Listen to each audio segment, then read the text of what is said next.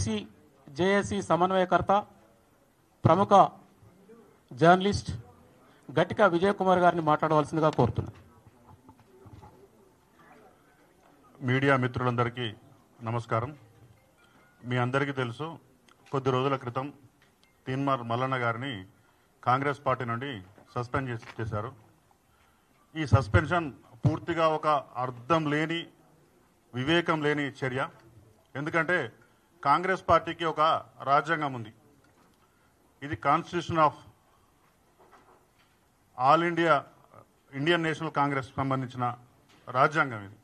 ఈ రాజ్యాంగంలో ఒక్క అక్షరం కూడా, ఒక్క అక్షరం కూడా ప్రభుత్వ విధానాలను తప్పుపట్టడం, పార్టీ వ్యతిరేక చర్య అనే లైన్ లేదు.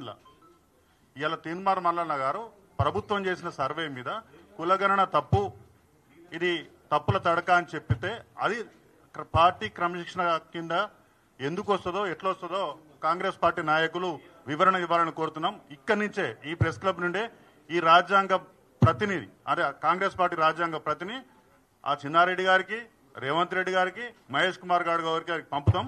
దయచేసి దీని మీద వివరణ ఇవ్వాలని మేము మీ అందరి సమక్షంలో వారిని కోరుతున్నాం.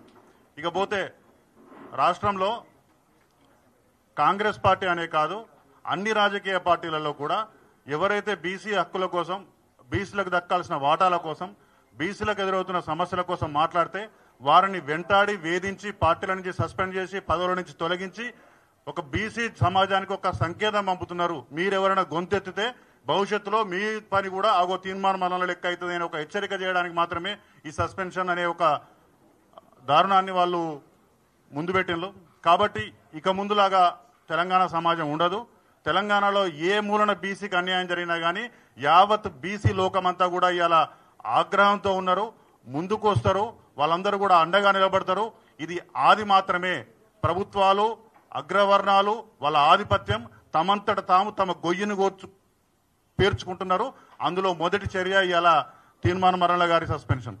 తీన్మార్ మల్లన్న గారి సస్పెన్షన్ మొదటిది కాదు, కానీ ఇది చివరిది కావాలని మాత్రమే మేము కోరుకుంటున్నాం.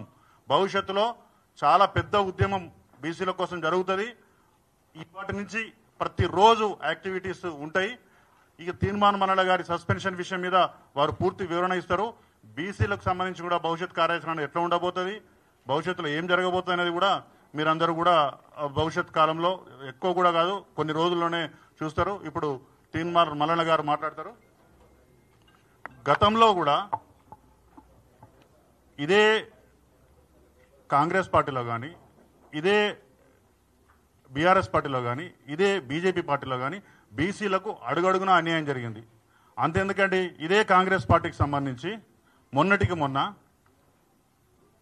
కోమటిరెడ్డి వెంకటరెడ్డి గారు ఇదే పీసీసీ అధ్యక్షుని పట్టుకొని 50 కోట్ల రూపాయలకు నువ్వు పీసీసీ అధ్యక్ష పదవి కొనుక్కున్నావు అన్నాడు. మీ అందరూ సాక్ష్యం దానికి.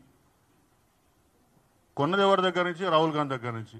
కొనుక్కున్నది ఎవరు? రేవంత్ రెడ్డి. అంటే ఆరోపణలు ఎవరి మీద చేసిండు ఆయన? పార్టీ మీద, పార్టీ నాయకుల మీద. అది క్రమశిక్షణ చర్య కిందికి రాదు. రాజగోపాల్ రెడ్డి గారు అంటారు, ఈ పీసీసీ అధ్యక్షుడు రేవంత్ రెడ్డి అంటాడు దొంగ, లోఫర్, బ్రోకర్ అని మాట్లాడతాడు. అది క్రమశిక్షణ చర్య కిందికి రాదు. ఇదే చిన్నారెడ్డి ఇవాళ తీన్మార్ మల్లన్న గారి సస్పెన్షన్ లెటర్ పంపిన చిన్నారెడ్డి గారు ఈ పార్టీలో మర్యాద లేదు, ఈ పార్టీలో పెద్దల గౌరవం లేదు, ఇదంతా బోగస్ వ్యవస్థ అన్నాడు. అది పార్టీ క్రమశిక్షణ చర్యకు రాదు. అంటే మీరు ఏం మాట్లాడినా చెల్లుబాటు అవుతుంది. మేము మాత్రం మా హక్కుల కోసం, మా సమస్యల కోసం మాట్లాడితే మాత్రం అది క్రమశిక్షణ ఉల్లంఘన కిందకి అవుతుందా? ఇది మీరు కూడా ఆలోచించాలి. దయచేసి ఇది ఒక్కటే కాదు, ఇవాళ బీసీల గురించి ఎవరు మాట్లాడినా ఒక రకమైనటువంటి అణిచివేత, ఒక రకమైనటువంటి నిర్బంధం, ఒక రకమైనటువంటి అవమానం అనేక రకాలుగా చేస్తున్నారు.